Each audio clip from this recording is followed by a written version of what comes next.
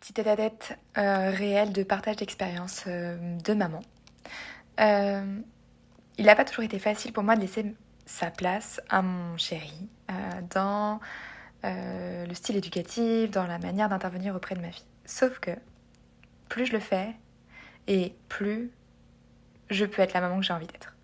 C'est-à-dire que je me suis rendu compte qu'en fait, j'avais besoin de contrôler la manière dont il allait gérer les conflits. Mais c'est son papa. Et j'ai pas envie de corriger son papa. Et je vais même aller plus loin, peut-être que ce serait moi qui ai besoin d'être corrigée en tant que maman. Et l'avantage de ça, c'est que le double avantage de ça, c'est que d'une, lui, il existe en tant que papa.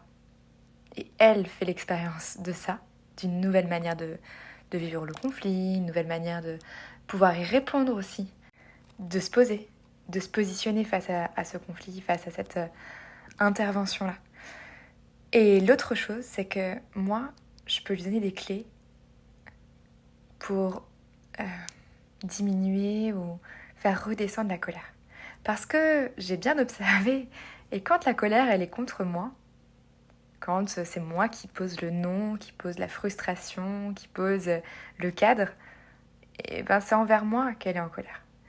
Et du coup, là, c'est complexe. C'est là où ça explose, en fait, pour elle.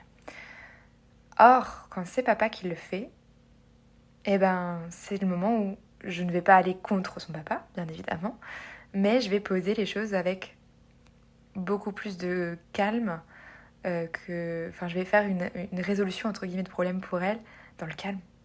Et là, je peux lui donner vraiment des outils. Je peux lui transmettre la respiration. Je peux lui transmettre des visualisations pour qu'elle puisse s'approprier la meilleure manière pour elle de faire sortir sa colère.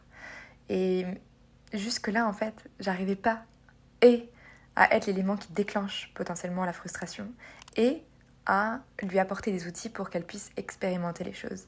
Alors, c'est pour moi un double effet que de ne pas porter cette charge de femme, que jusque-là, je pense que je portais souvent, et de pouvoir lui transmettre que tout est normal, que d'être activé, ça l'est complètement.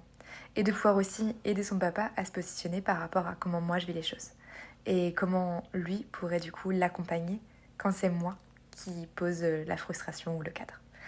Voilà, j'espère que ça vous aidera. N'hésitez vraiment pas à me partager en commentaire ou en privé si ça résonne pour vous et surtout si vous aussi vous aviez remarqué ça. Et du coup, qu'est-ce que vous avez tenté